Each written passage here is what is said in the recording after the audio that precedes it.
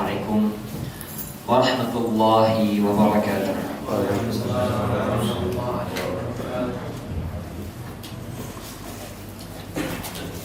Alhamdulillahi rabbil alamin.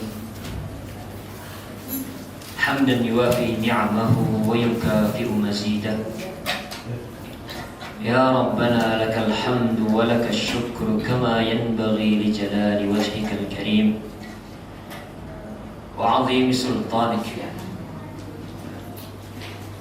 Subhanakallahumma la nuhsi thana'an 'alaik anta kama athnaita 'ala nafsik.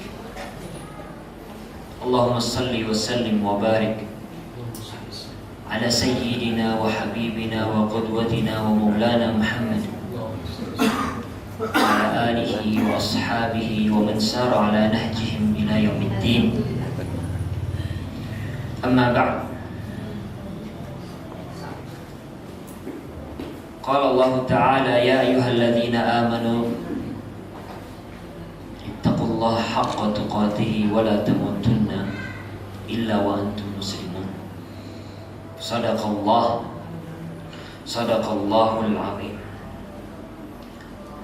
Alhamdulillah, puja dan puji syukur kehadirat Allah Subhanahu wa Ta'ala yang telah memberikan kepada kita nikmat iman, nikmat Islam, taufik, sehingga pada kesempatan yang berbahagia di pagi hari yang cerah ini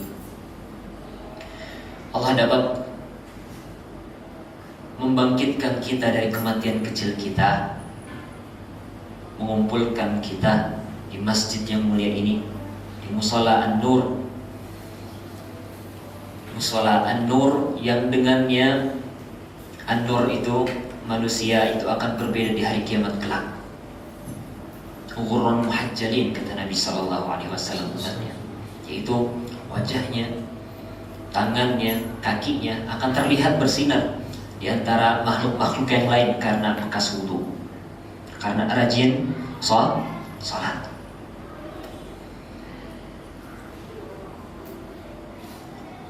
Salawat serta salam tak lupa kita haturkan, kita panjatkan ke junjungan kita baginda Nabi Muhammad SAW, karena atas perjuangannya, atas kesungguhannya dan pengorbanannya, kita dapat merasakan nikmatnya Islam.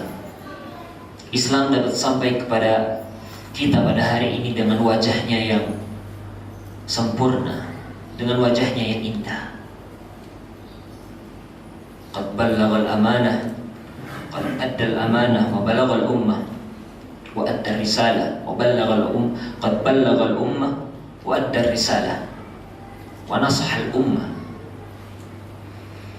Bapak Ibu yang dirahmati Allah Subhanahu wa Ta'ala, pada kesempatan yang berbahagia kali ini izinkan kami untuk membahas suatu tema yang sangat penting tapi banyak kita lalaikan.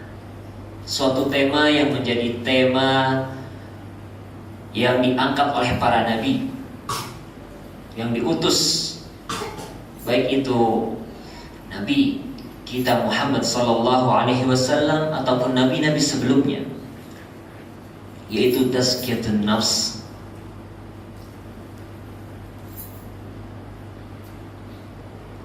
Tazkiyatun nafs adalah kunci penting daripada keselamatan kita nanti di akhirat. Karenanya penting bagi kita untuk senantiasa mengetahui apa itu tazkiyatun nafs dan bagaimana caranya dan bagaimana kita hidup dengannya. Bapak Ibu yang dirahmati Allah Subhanahu wa Ta'ala, kita hidup di akhir zaman. Kita hidup di akhir zaman. Kalaulah kita perhatikan sekeliling kita, kita tafakkuri, maka sungguh banyak sekali apa-apa yang disampaikan apa-apa yang disabdakan oleh Nabi Sallallahu Alaihi Wasallam tentang akhir zaman, satu persatu perlahan muncul ke hadapan kita.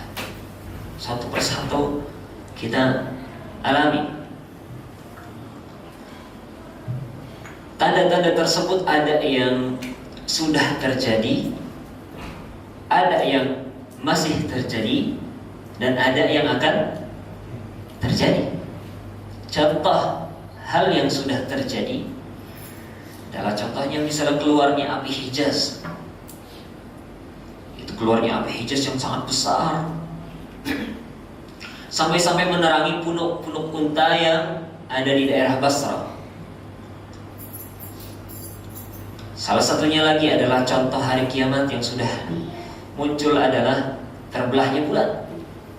Iqtarabatis sa'atu wan syaqqal qamar.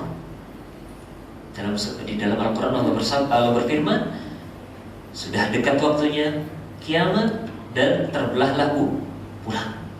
Bahkan yang paling jelas adalah bagaimana Nabi Sallallahu Alaihi Wasallam diutus sebagai Nabi terakhir. Kata beliau Sallallahu Alaihi Wasallam, bu'ithtu ana was-sa'ati kahatain. Aku, jarak antara diutusku dengan hari kiamat itu seperti ini, kata Nabi, sambil menempelkan apa ini namanya, telunjuk sama jari tengah. Sudah sangat dekat hari kiamat itu.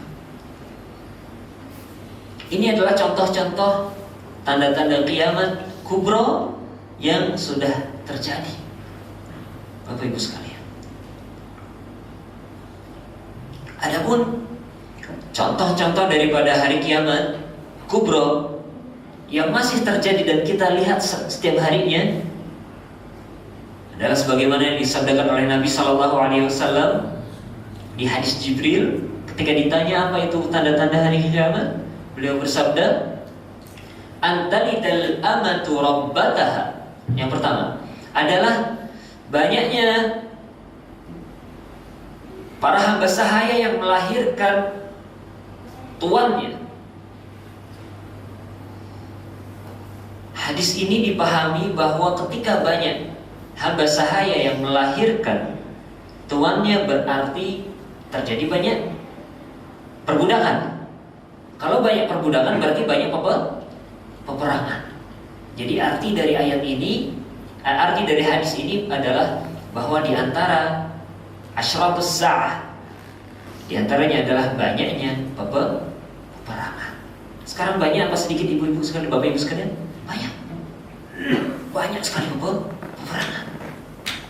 Yang kedua, antara al-urat al-hufat al-alat ar-ri'a asy-sya'i yatatawaluna fil bunyan. Yaitu kamu dapati orang-orang yang tadinya nyeker, orang-orang yang tadinya nggak pakai baju, para penggembala domba saling berlomba satu sama lain untuk meninggikan bangunan masjid. Dan ini banyak kita dapati, khususnya di Timur Tengah, Bapak Ibu sekalian, di mana mereka ini dahulunya adalah orang-orang Badui, tidak punya rumah yang tetap, tidak pakai sendal, tidak pakai baju yang bagus gitu ya, menggembala domba ke sana ke sini. Tapi sekarang menjadi orang yang sangat kaya, bahkan berlomba-lomba untuk membangun bangunan-bangunan yang tinggi. Tapi ini bukan artinya bahwa kita dilarang untuk membangun bangunan yang tinggi, tidak. Karena tanda-tanda hari kiamat bukanlah hukum tentang pengharaman sesuatu. Tidak mesti apa yang menjadi tanda-tanda hari kiamat adalah diharamkannya sesuatu tersebut. Yang ketiga, dan ini adalah yang sering kita hadapi dan kita temui di kehidupan kita sehari-hari. Kata Nabi Sallallahu Alaihi Wasallam, "Idza ussidal amru ila ghairi ahlihi, fantadhiris sa'ah." Kata Nabi, kalaulah suatu perkara dipercayakan Kalaulah suatu perkara dipercayakan kepada yang bukan ahlinya, maka tungguhlah apa? Tungguhlah hari kiamat. Fantadhiris sa'ah. Nabi sallallahu alaihi wasallam. Fantadhiris sa'ah. Tungguhlah hari kiamat. Artinya apa yang kita lihat sehari-hari, kita saksikan di televisi, kita baca di surat kabar, kita lihat banyak sekali ternyata orang-orang yang bukan kompeten di bidangnya berbicara dalam bidang tersebut, sehingga muncullah orang-orang yang mengeluarkan fatwa-fatwa yang aneh, yang ngaco. Ini kalau dalam ranah pendidikan, khususnya pendidikan agama, tidak memiliki basic agama, tidak memahami bahasa Arab, tapi menafsirkan Al-Quran dengan tanpa kaidah yang benar. Apalagi sampai berfatwa. Belum lagi orang-orang yang memangku jabatan kepercayaan publik.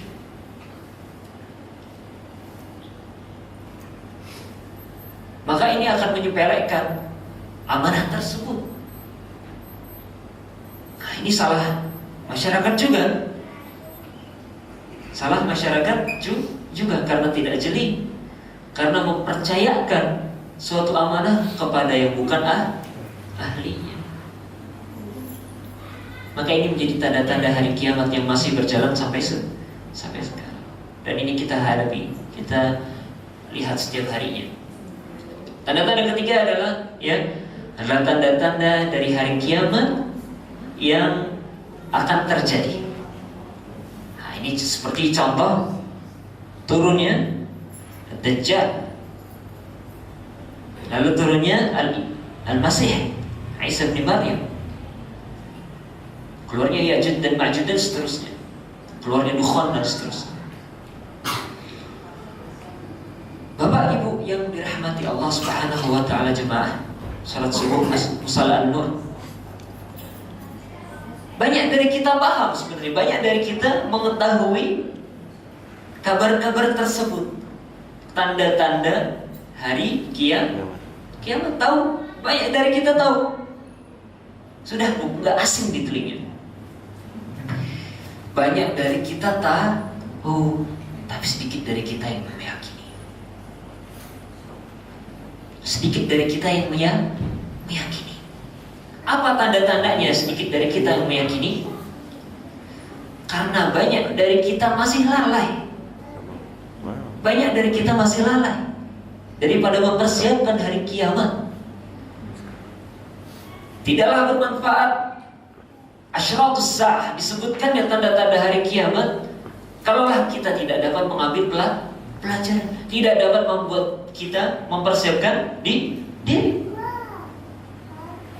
Karena inti daripada dikasih tahunya asyratus sa'ah bukanlah agar kita mencari-cari kapan terjadinya hari kiamat, 15 tahun lagi, 20 tahun lagi, tahun 2035, tahun 2000 sekian, bukan. Tapi adalah bagaimana kita mempersiapkan kematian kita dengan benar, mempersiapkan amal perbuatan kita yang akan kita bawa di hadapan Allah Subhanahu wa ta'ala. Maka Nabi sallallahu alaihi wasallam bersabda, "Iqtarabatis sa'ah wala yazidu an-nasu 'ala ad-dunya illa hirsa wala yazdaduna minallahi illa bu'da." Atau kama qala alaihi salatu wassalam. Hari kiamat sudah dekat, makin dekat. Tapi manusia itu wala yazdadun nasu 'ala dunya illa hirsa, dan tidaklah manusia terhadap dunia itu melainkan bertambah apa? Tambah rakus terhadap dunia. Dan tidaklah dia bertambah terhadap Allah melainkan hanya semakin jauh. Semakin dekat hari kiamat, manusia itu, kata Nabi apa? Semakin tamak terhadap dunia, semakin jauh dari Allah.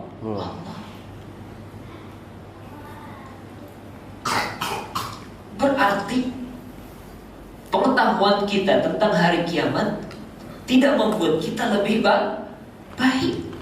Kata Nabi Shallallahu Alaihi Wasallam, ada yang salah dengan iman kita, ada yang harus diperbaharui, diperbaiki dari keimanan kita terhadap hari kiamat.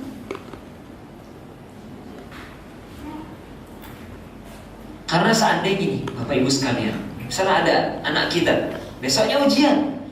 Kalau pengetahuan dia, kalau dia yakin besok ada ujian, pasti sebulan sebelumnya, seminggu sebelumnya, sehari sebelumnya, dia akan mati-matian untuk belajar dengan sungguh-sungguh. Ini baru orang yang yakin terhadap ujian tersebut, bahwa ujian tidak bisa dia main-main di situ, bahwa ujian akan menentukan kelulusannya dia, bahwa ujian tidak akan bisa di situ dia membuka buku dan lain sebagainya, sehingga dia benar-benar mempersiapkan ujian tersebut. Tapi banyak dari kita tidak meyakini hari kiamat sebaik dia meyakini bahwa ujian itu akan terjadi, ujian Eptanas.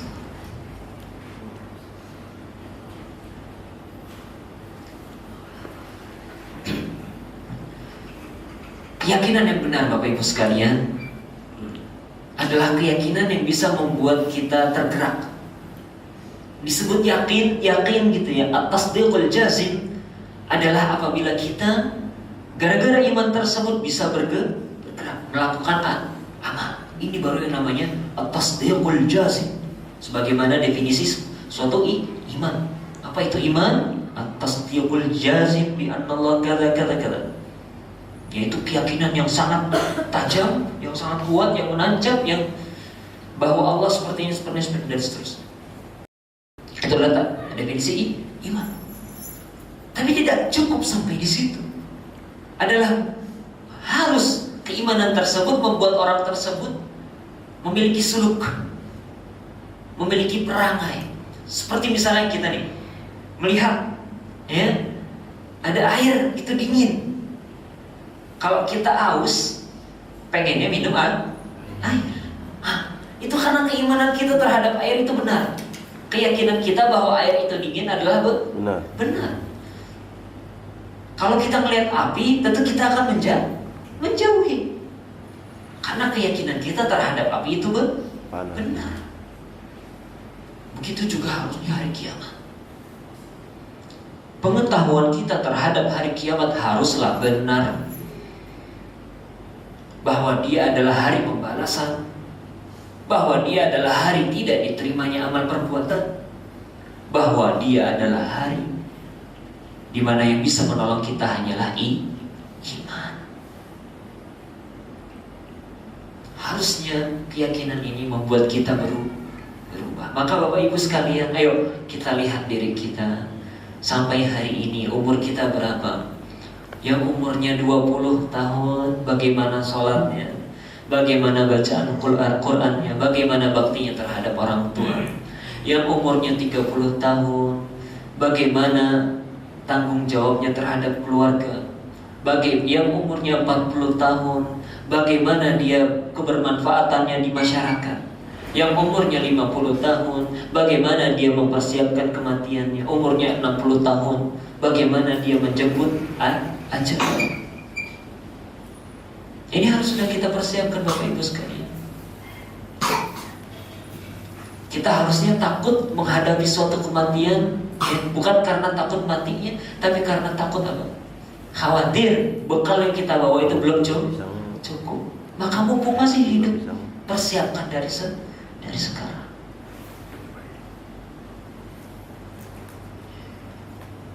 Ketika nanti manusia itu dihadapkan dengan tanda-tanda hari kiamat, maka dia harus mewaspadai, harus mawas diri, harus waspada. Ini kalau namanya kiamat, al-qiyamatul kubra, kiamat yang besar. Tapi ada kiamat yang lain, kiamat yang senantiasa menghantui kita, bahkan lebih dekat terhadap diri kita. Itulah al-qiyamatus sughra, kiamat kecil, yaitu kematian. Bapak Ibu sekalian, kematian lebih halus, lebih dekat, lebih datang mendadak, dan lebih tidak kita ketahui kapan datangnya. Kematian dekat. Kematian lebih sering terjadi setiap hari. Kita perhatikan orang tua satu persatu meninggalkan kita. Pasangan, anak-anak, keluarga, karib kerabat, tetangga, ya. Sering kita dapati orang kemarin masih ngobrol sama kita, masih jalan-jalan sama kita, masih bercanda-bercanda sama kita. Taunya besok sudah kita dengar di dalam speaker pengumuman inna lillahi wa inna ilaihi raji'un, telah berpulang ke rahmatullah fulan bin fulan, fulanah bintu fulanah. Dan ini sering, kematian sering terjadi, dan kematian itu dekat. Betapa banyak orang-orang yang kemungkinan meninggalnya itu sangat dekat, karena kita sering melakukan berpergian naik kendaraan. Bahkan di dalam rumah pun kematian itu dekat. Bahkan di dalam ranjang kita, di atas ranjang kita, kematian itu dekat. Banyak orang dia tertidur, tidak bisa bangun lagi. Makanya Allah Subhanahu wa taala berfirman, "Wala tadri nafsun madza taksibu ghadan, wala tadri nafsun bi ayyi ardin tamut." Sesungguhnya jiwa manusia, orang itu enggak tahu apa yang akan dia lakukan esok hari. Dia juga tidak tahu akan di mana, di bumi Allah yang mana dia akan meninggal. Kalau terhadap hari kiamat kita mempersiapkan diri, maka terhadap kematian kita harus lebih mempersiapkan diri. Jangan sampai terhadap kematian kita tidak memiliki persiapan apapun. Jangan sampai terhadap kematian kita tidak melakukan apapun, melakukan amal perbuatan sehingga kita menghadapi kematian kita dengan kematian yang indah. Bapak Ibu sekalian, na'udzubillahi min dzalik. Banyak sekali orang-orang yang meninggal dalam keadaan yang tidak baik. Orang itu akan dimatikan dalam kebiasaan yang biasa dia lakukan. Bahkan apabila ada orang yang senantiasa melaksanakan kebaikan, kebajikan, sholat malam, baca Quran, beramal siang dan malam, pun tidak luput atau tidak aman daripada yang namanya su'ul khatimah, Bapak Ibu sekalian. Apalagi orang yang senantiasa bergelut dengan kemaksiatan. Nabi SAW di dalam hadisnya bersabda, "Wa innal 'abda la ya'malu bi'amali ahli al-jannah hatta ma yakunu bainahu wa bainaha illa zira'." Sesungguhnya ada seorang hamba, dia senantiasa melakukan amalan penduduk surga, sehingga antara dirinya dengan surga itu hanyalah tinggal sehasta lagi. Fayasbiqu alaihi alkitab, akan tetapi apa? Alkitab, catatan di Lauhul Mahfuz sudah mendahuluinya. Fayamalu bi'amali ahli an-nar, sehingga dia melakukan pekerjaannya penduduk neraka. Fayadkhuluha, na'udzubillah, akhirnya dia masuk ke dalam neraka. Wa innal 'abda la ya'malu, yang akhir dan yang lainnya ada wa innal 'abda la ya'malu bi'amali ahli an-nar. Ada juga seorang hamba yang dia melakukan pekerjaan ahli neraka. Hatta ma yakunu bainahu wa bainaha illa dhira'. Sampai-sampai tidaklah tersisa antara dirinya dengan neraka itu melainkan hanya sezira' saja. Hasta saja. Fayasbiqu alaihi alkitab, tapi sudah dituliskan di Lauhil Mahfuz. Fayamalu bi'amali ahli jannah, sehingga dia melaksanakan pekerjaan penduduk surga. Fayadkhuluha, maka dia masuk ke dalam surga. Hadis ini adalah hadis yang sangat menakutkan, Bapak Ibu sekalian. Menakutkan.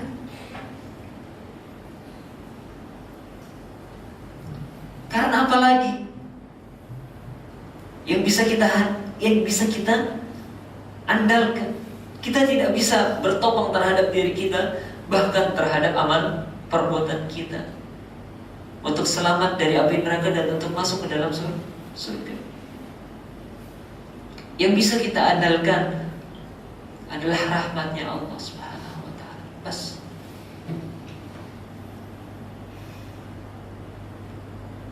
Makanya senantiasa kita harus memohon kepada Allah agar Allah mematikan kita dalam kondisi yang indah, mematikan kita dalam kondisi yang husnul khatimah. Amin ya rabbal alamin. Dan melindungi kita daripada meninggal yang buruk, melindungi orang tua kita, melindungi kerabat kita, melindungi istri kita, suami kita, melindungi anak-anak kita, teman-teman kita, guru-guru kita daripada meninggal yang buruk, su'ul khatimah. A'udzubillahi min dzalik. Meninggal adalah suatu kepastian, Bapak Ibu sekalian.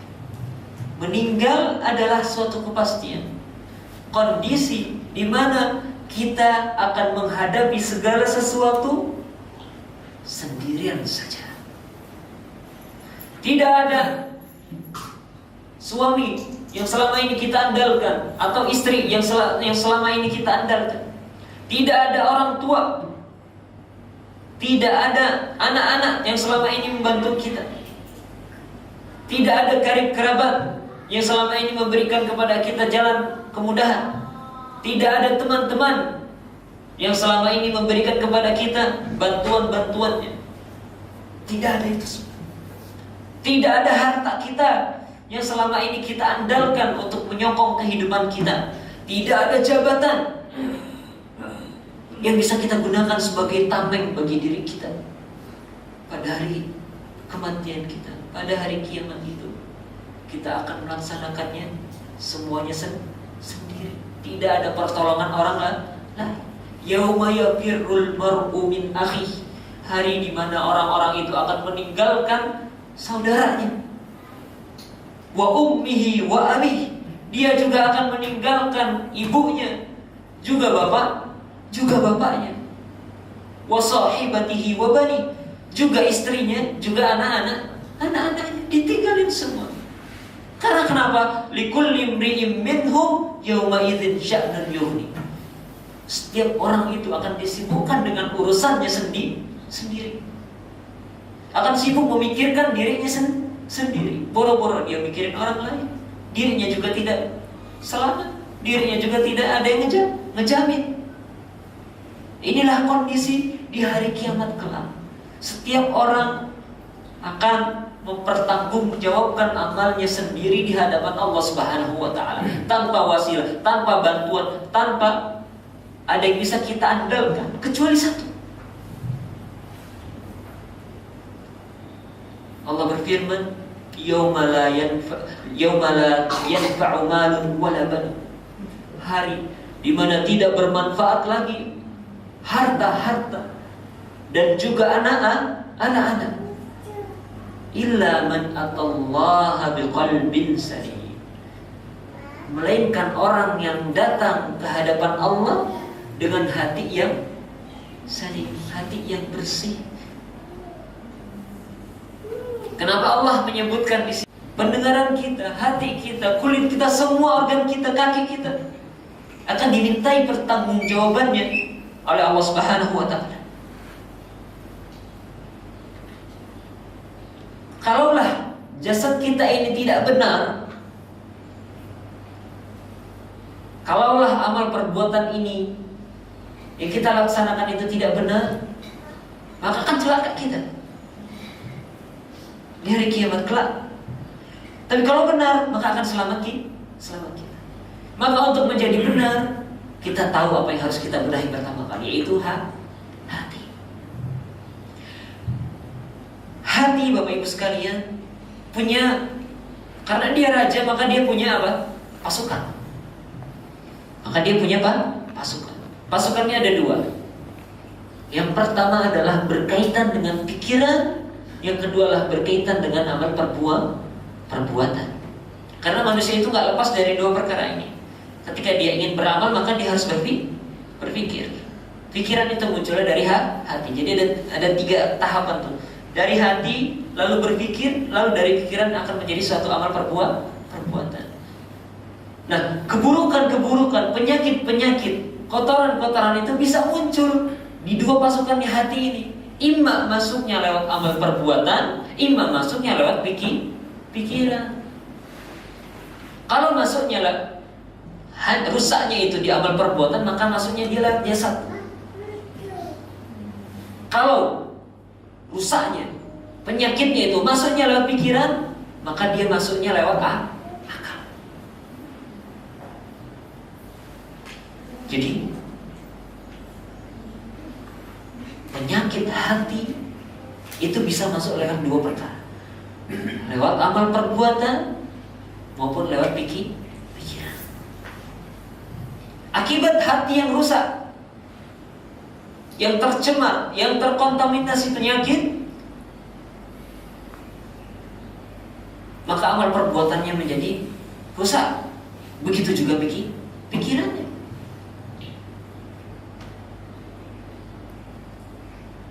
Makanya kita banyak sekali dapati Bapak Ibu sekalian bahwa antara pikiran dan amal perbuatan dan juga hati ini saling berkaitan satu sama lain. Makanya kita diajari, kalau dulu kita di pesantren, kita diajari betapa sangat erat hubungan antara menjaga hati dan juga ilmu yang akan kita terima dari guru-guru kita, dari masyayikh kita, dari asatidz kita.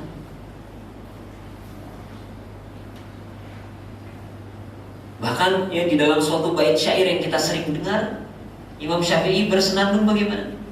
Syakautu ila waqi'in su'a hifdhi. Aku mengadu kepada Waqi' tentang jeleknya hafalanku. Fa arsyadani ila tarkil ma'asi. Maka beliau menuntunku untuk meninggalkan kemaksiatan. Wa akhbarani bi anna al-ilma nurun. Dan mengabarkan kepada aku bahwa ilmu itu adalah cahaya. Wa nurullahi la yu'ta lil 'asi. Dan cahayanya Allah tidak akan diberikan kepada orang-orang yang ahli maksiat. Mungkin kita waktu kecil dulu bertanya-tanya, apa hubungan antara amal perbuatan, antara ilmu yang kita cari dengan hati kita. Karena ilmu itu adalah cahaya, dan cahaya Allah itu diletakkannya di dalam hati. Kalau hatinya kotor, kalau hatinya itu ya tidak bisa untuk menampung cahayanya Allah, maka tidak akan ada yang namanya ilmu di situ. Yang ada hanyalah bisikan-bisikan setan. Makanya kalau ada orang belajar tapi hatinya kotor, tapi pikirannya picik, hatinya sakit, maka ketahuilah ya, dari ilmunya itu tidak akan menghasilkan kebaikan. Ilmunya itu malah akan menyesatkan orang. Ilmunya itu malah akan menjadi senjatanya setan. Karena yang dia lihat cahaya bukanlah cahaya pada hakikatnya. Makanya banyak sekarang orang-orang yang berbicara masalah agama tapi dalamnya kotor. Dia berbicara agama untuk tujuan duniawi saja, untuk urusan dunia, kepentingan kelompoknya, kepentingan dunianya, sehingga apa yang keluar dari lisannya menyesatkan umat. Ini apabila hati itu tidak bersih. Bisa juga penyakit itu munculnya dari amal perbuatan. yaitu dari jasad orang-orang. Dan ini banyak. Inilah yang dikenal dengan namanya maksiat.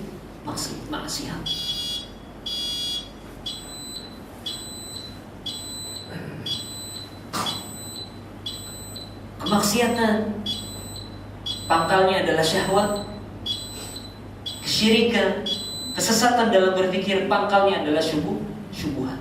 Maka kotoran hati ini ada dua, syubhat dan syahwat. Maka kalau kita ingin membersihkan hati kita, melindungi diri kita, maka kita harus menjaga hati kita dari dua perkara. Apa? Yang pertama adalah syubhat, yang kedua adalah syahwat. Karena syahwat itu datangnya di amal perbuatan, syubhat itu datangnya di dalam pikiran. Kalau perbuatan kita hancur, maka akan mempengaruhi kepada pikiran kita. Kalau amal kita rosak, kita beramal hanya untuk dunia saja, maka pikiran kita pun akan rosak. Kalau pikiran kita rosak, maka akan hancur pula amal perbuatan kita, rosak pula amal perbuatan kita. Maka penting bagi kita untuk senantiasa melihat kondisi hati, memeriksa hati. Ustaz, bagaimana cara kita memeriksa hati kita? Apakah hati kita hidup? Apakah hati kita sehat? Apakah hati kita mati atau sakit? Ada beberapa perkara yang perlu kita perhatikan. Ketika kita mengetahui bahwa hati itu memiliki dua tangan, memiliki dua pasukan, yaitu amal perbuatan dan juga pikiran, maka ada dua hal yang perlu kita perhatikan untuk mengetahui bahwa hati kita itu sakit atau tidak. Yang pertama berkaitan dengan amal perbuatan. Kalau kita tidak lagi merasa aneh, tidak lagi merasa terganggu, dan tidak lagi merasa sakit ketika melakukan yang namanya kemaksiatan, maka hati kita sudah sakit. Ciri-ciri pertama adalah kita tidak merasa sakit, adalah kita tidak merasa aneh, tidak merasa terjadi perubahan di dalam diri kita apabila kita melaksanakan kemaksiatan. Tidak pula kita merasa aneh, tidak pula kita merasa sakit, tidak pula kita merasa ada yang berubah di dalam diri kita apabila kita meninggalkan kewajiban. Kalau meninggalkan kewajiban biasa-biasa saja, kalau melakukan kemaksiatan biasa-biasa saja, maka hati kita sakit. Bapak Ibu sekalian, hati-hati, perbaiki segera. Bisa jadi kalau kita diamkan, beberapa saat lagi akan mati.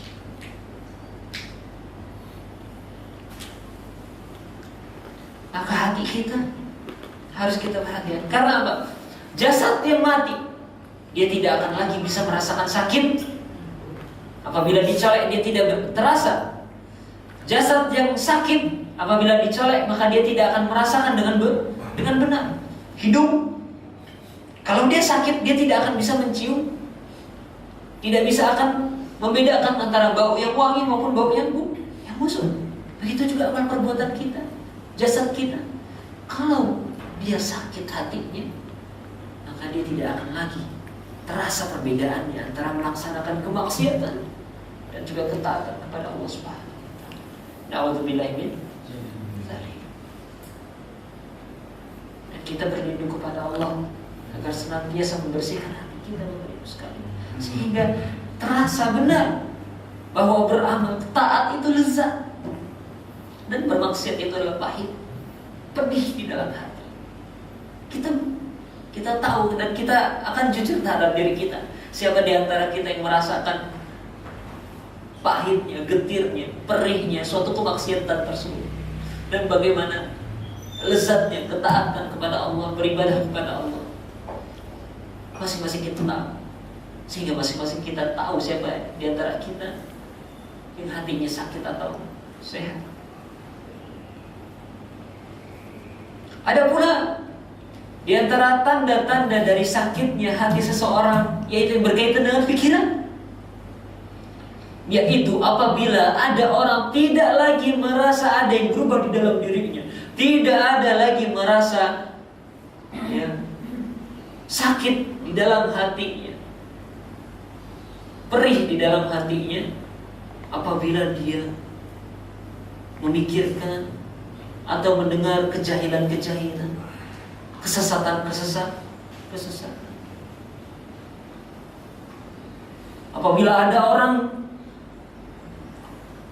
yang ngata-ngatain Nabi Muhammad SAW, hatinya tidak lagi tergetar, tidak lagi muncul kemarahan di dalam dirinya.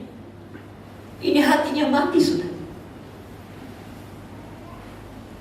Mendengar kabar orang-orang yang menjelek-jelekkan Allah, orang-orang yang mensekutukan Allah, tidaklah membuat perubahan di dalam hatinya dan di dalam mimik wajahnya. Ini orang sakit hatinya. Ini orang mati hatinya. Mendengar saudara-saudaranya tertindas di negara-negara lain, tidaklah pula tergerak hatinya. Inilah orang yang mati hatinya, sakit hatinya.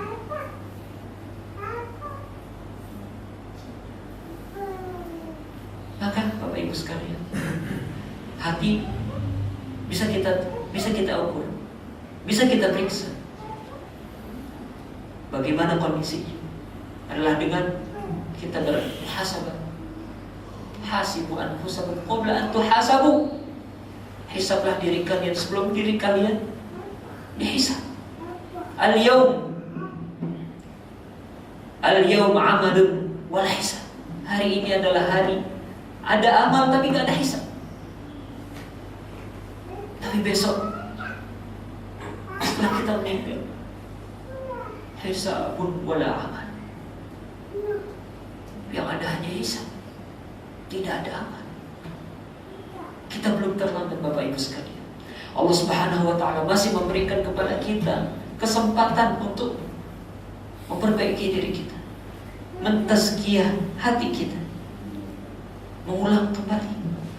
Kullu bani Adam khata' wa khairu khata'in at-tawwabun. Setiap keturunan Adam, kita semua yang keturunan Adam, adalah pangkal daripada kesalahan, adalah hobi melaksanakan kesalahan, dosa. Dan sebaik-baiknya orang yang melakukan kesalahan, melakukan dosa, melakukan kesilapan adalah orang-orang yang bertaubat, kata Nabi sallallahu alaihi wasallam. At-taibu minadz-dzanbi kaman la dzanba lah. Orang yang taib, orang yang bertaubat daripada dosanya adalah seperti orang yang tidak memiliki dosa, kata Nabi sallallahu alaihi wasallam. Mari kita tazkiyah diri kita. Mari kita tazkiyah, bersihkan jiwa kita. Karena tazkiyah itu artinya adalah membersihkan, mengembangkan, mensucikan. An-nafs adalah, maksudnya adalah jiwa, hati. Ada beberapa cara untuk membersihkan jiwa kita. Yang pertama, dan ini harus dilaksanakan secara berurutan Bapak Ibu sekalian, maka perhatikan. Yang pertama adalah beristighfar kepada Allah Subhanahu. Beristighfar. Langkah pertama bagi kita untuk memperbaiki hati kita adalah beristighfar. Nabi. Masuk. Dijamin masuk surga. Orang yang pertama kali masuk surga, gak kurang dari 100 dalam sehari untuk beristighfar. Lah kita maksiat, tidak dijamin masuk surga, tidak tahu urutan keberapa masuk surga, dan tidak tahu meninggal dalam keadaan apa. Tidak pernah beristighfar. Kering lidah kita dari istighfar. Mudah istighfar, lidah. Tapi karena kita tidak meyakini istighfar itu, kita tidak meyakini rahmatnya Allah itu, dan kita tidak meyakini bahwa dosa kita banyak, dan bahwa kematian itu dekat, sehingga kita lalai Yang pertama adalah istighfar, Bapak Ibu sekalian. Kalau kita sudah beristighfar, terjatuh lagi ke dalam kemaksiatan, beristighfar lagi, jatuh lagi ke dalam maksiat terus. Ini lebih baik daripada orang yang tidak pernah beristighfar atau malu untuk beristighfar. Na'udzubillah. Karena sesungguhnya setan itu ingin agar kita itu apa? Putus asa.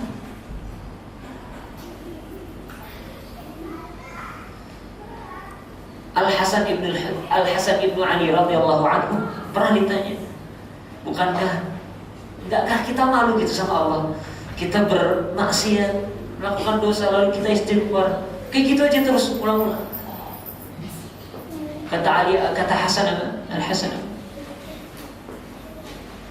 seandainya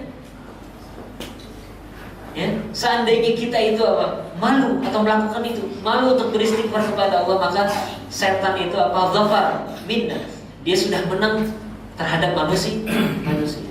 Maka janganlah kalian apa? Bosan-bosan untuk beristighfar. Ketahuilah bahwa rahmatnya Allah itu luas. Rahmatnya Allah itu luas. Allah berfirman, "Qul ya ibadiyalladzina asrafu ala anfusihim la taqnatu min rahmatillah. Innallaha yaghfiru dzunuba jami'a. Innahu huwal ghafurur rahim." Katakanlah kepada hamba-hambaku yang dia telah melebihi batas dirinya, la taqnatu min rahmatillah, janganlah dia putus asa daripada rahmatnya Allah. Sesungguhnya Allah mengampuni segala macam dosa. Sesungguhnya Ia Maha Pengampun, Maha Penyayang. Maka yang pertama kali kita laksanakan adalah beristighfar, Bapak Ibu sekalian. Yang kedua adalah kita berazam untuk meninggalkan kemaksiatan yang sudah kita lakukan. Berazam benar-benar membulatkan tekad kita, benar-benar membulatkan hati kita untuk meninggalkan kemaksiatan yang senantiasa mengotori hati kita. Makanya ulama-ulama itu bilang, ketika ada hati yang mati, hati yang kotor, dan kita ingin membersihkannya, maka ada metode, ada kaidahnya. Kaidahnya adalah at-takhliyatu qabla tahliyah. Adalah mengosongkan sebelum mensucikan. Dikosongkan dulu hati kita daripada sumber-sumber penyakitnya tersebut. Sumber penyakitnya apa? Adalah kemaksiatan. Maka kemaksiatannya dihilangkan terlebih dahulu, baru setelah itu kita isi hati kita dengan hal-hal yang mensucikan. Dengan dinginnya zikr, dengan sejuknya tahmid, lembutnya takbir, wanginya tasbih. Tapi sebelum itu harus kita tinggalkan dulu kemaksiatan kita, harus kita istighfari, ya, dosa-dosa kita. Yang terakhir barulah kita sibukkan diri kita dengan amal kebajikan, amal perbuatan, sehingga hati kita disibukkan dengan zikir kepada Allah. Rajin-rajinlah mengikuti majelis ta'lim, majelis ilmu, karena sesungguhnya dengan majelis ilmu tersebut, majelis zikir tersebut, Allah akan memberikan kepada kita khasyah. Allah berfirman, "Innama yakhsyallaha min ibadihil ulama." Sesungguhnya orang yang paling takut merasakan khasyah, nikmatnya khasyah kepada Allah, di antara hamba-hambanya adalah para ulama. Karena dia senantiasa menyibukkan hatinya dengan berzikir, senantiasa menyibukkan hatinya dengan ilmu ma'rifatullah. Maka hati itu harus diisi dengan apa?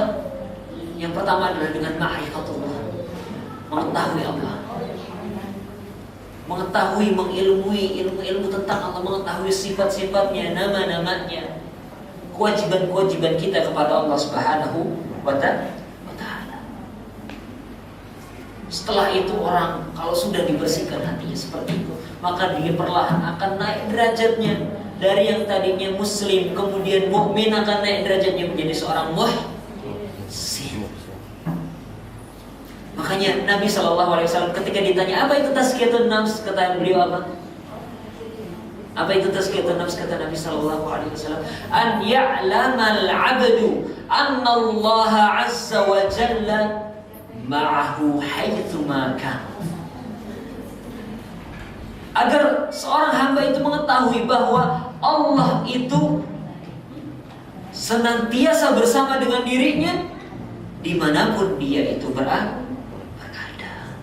Allah itu dekat. Inilah puncak daripada tazkiyatun nafs, adalah bagaimana seorang hamba dapat merasakan muraqabatullah, pengawasan Allah, baik di dalam keramaiannya dia ataupun di dalam kesendiriannya dia. Antara sirnya dia dengan alaniyahnya dia itu sama. Antara kehidupan pribadinya dengan kehidupan sosialnya itu sama. Tidak ada bedanya antara dia sendiri dengan ramai-ramai. Karena apa? Karena hatinya bersih. Karena dia telah mentazkiyatun nafs.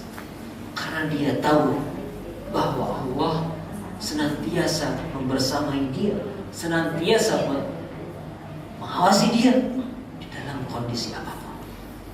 Itulah inti daripada tazkiyatun nafs, Bapak Ibu sekalian. Itu bagaimana seorang hamba bisa menjadi seorang muhsin. Di dalam hadis Jibril pun dijelaskan apa itu ihsan, an ta'budallaha ka'annaka tarah, fa in lam takun tarah fa innahu yarah. Adalah bagaimana engkau beribadah kepada Allah seakan-akan engkau melihat Allah. Dan tapi kalau kamu tidak bisa melihat Allah, maka ketahuilah bahwa ia apa? Melihat. Ini adalah ihsan. Maka Bapak Ibu sekalian, ya, kita ingin agar hati kita bersih, agar kita selamat di hari kiamat kelak, agar kita menjadi sebagaimana yang difirmankan oleh Allah Subhanahu wa Ta'ala, menjadi seorang muhsin. Yang mana orang muhsin itu apa? Innallaha yuhibbul muhsin. Allah mencintai orang-orang yang muhsin. Kalau orang itu sudah dicintai Allah, maka dia tidak hanya diselamatkan dari api neraka, tapi juga akan dimasukkan ke dalam surga-Nya Allah. Wallahu ta'ala a'lam bishawab. Mungkin ini yang bisa kami sampaikan. Semoga ceramah yang singkat ini bisa membuat perubahan bagi diri kita, menjadi pengingat bagi kita. Dzakir fa inna dzikra tanfa'ul mu'minin. Alhamdulillahirabbil alamin. Ya, alhamdulillah. Bapak Ibu, ada yang ingin bertanya? Kita kasih kesempatan. Ada? Jadi saya katakan bahwasanya sekarang ini orang tidak sesuai dengan porsinya, tempatnya. Artinya orang-orang yang tidak memahami ilmunya bicara masalah tentang agama. Dan terus pasti itu umumnya kita ustaz-ustaz ini biasanya ceramah itu kita ajal nggak ada yang tahu kapan datangnya ajal kita. Padahal kan kita tahu sebenarnya ajal kita. Nah itu gimana tuh Ustaz? Kita tahu diri kita semuanya masing-masing kita tahu tentang ajal kita. Tapi kenapa tatkala semua Ustaz itu mengatakan kita nggak tahu kapan ajal kita? Padahal kita tahu sebenarnya. Pada usia kita dalam kandungan ibu kita dalam 4 bulan, di situ ada perjanjian kita dengan Allah. Sebenarnya kita tahu. Kenapa itu tidak dikatakan? Sebenarnya kita tahu tentang ajal kita. Kita kan sudah tahu itu. Bismillah.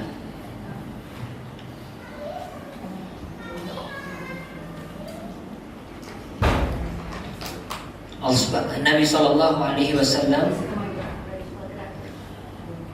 di dalam hadis yang tadi, di dalam hadis innal 'abda la ya'malu bi'amali ahli al-jannah dan seterusnya, sebelumnya menjelaskan bahwa seorang hamba itu ketika di dalam perut itu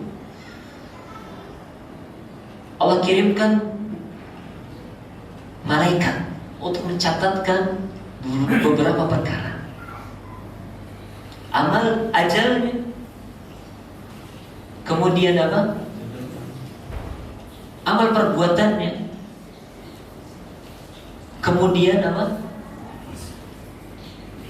Bentuknya dia, apakah dia syaqa atau sa'id, dan juga rezekinya. Atau kama qala alaihi salatu wassalam. Di dalam hadis tersebut Nabi sallallahu alaihi wasallam menjelaskan bahwa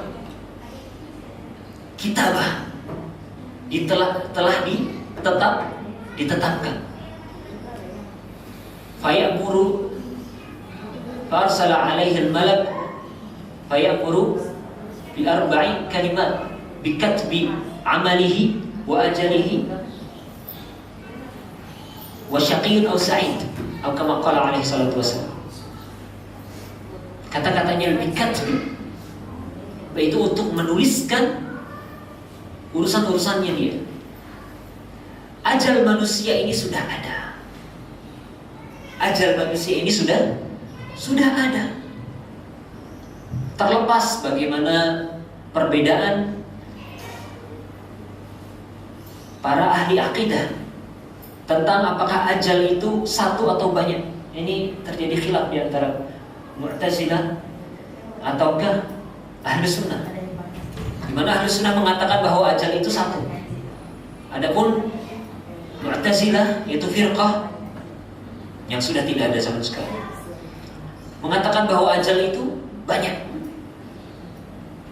Allah mempersiapkan banyak ajal, tapi ini tidak benar. Yang benar adalah pendapat Ahlu Sunnah bahwa ajal itu hanya satu bagi setiap orang.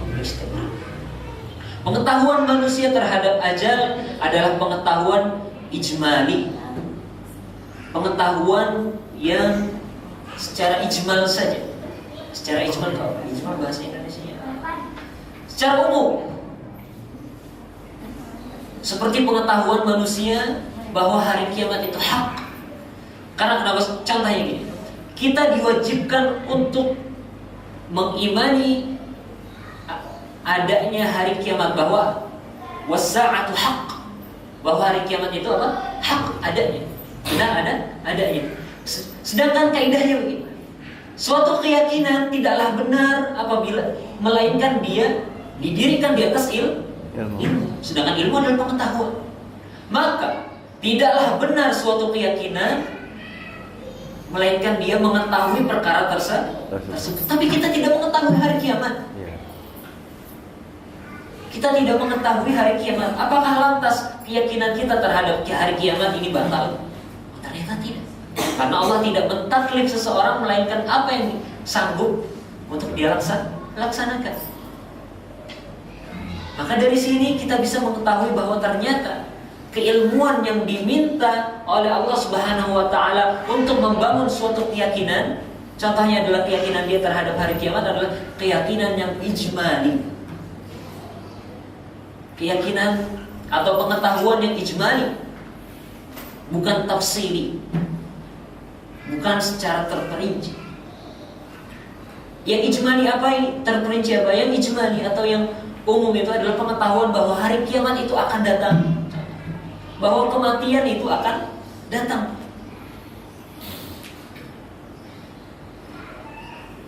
Inna ajalallahi idza jaa la yu'akhkhar law kuntum ta'lamun. Allah berfirman, sesungguhnya ajal yang Allah turunkan kepada manusia itu apabila datang la yu'akhkhar, tidak bisa diundur-undur lagi. Apabila kalian mengetahui.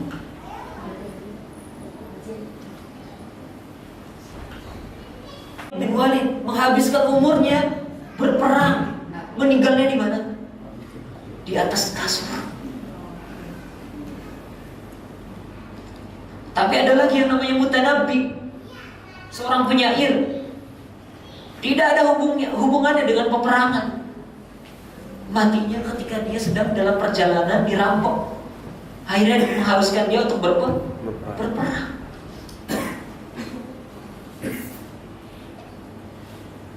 Karenanya Bapak Ibu sekalian, kematian adalah hak. Kematian adalah sesuatu yang harus kita yakini. Maka wajib bagi kita menyelamatkan diri kita daripada mati yang tidak baik. Kita harus perbaiki dari sekarang. Kita beristighfar, kita tinggalkan kemaksiatan kita, kita sibukkan diri kita dengan hal-hal yang baik, yang baik. Allah Ta'ala.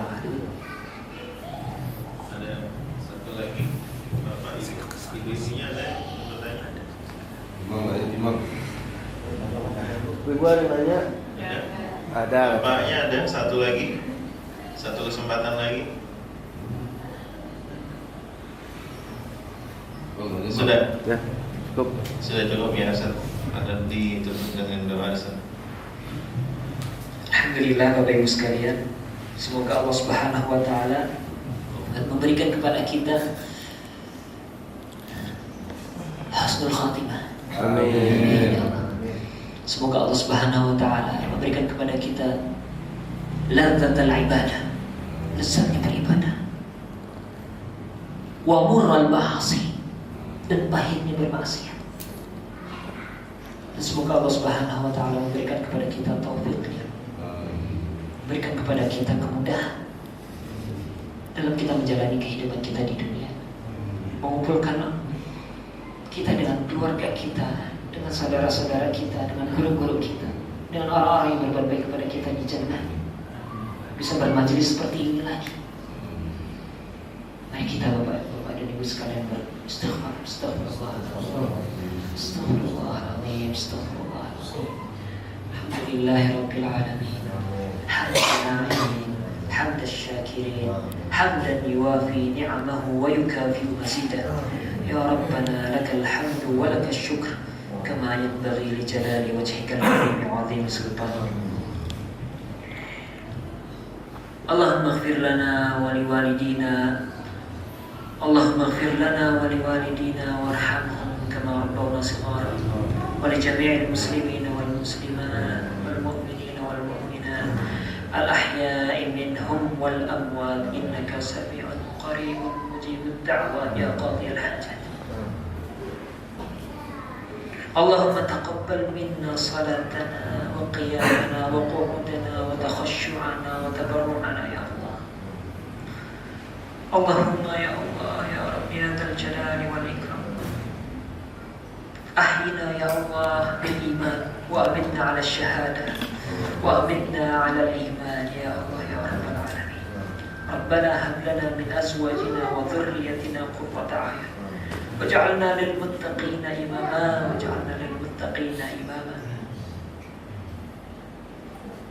Rabbana atina fid dunya hasanah wa fil akhirati hasanah wa qina adzaban nar. Sallallahu ala nabiyyina Muhammadin wa ala alihi wa sahbihi wa sallim walhamdulillahi rabbil alamin.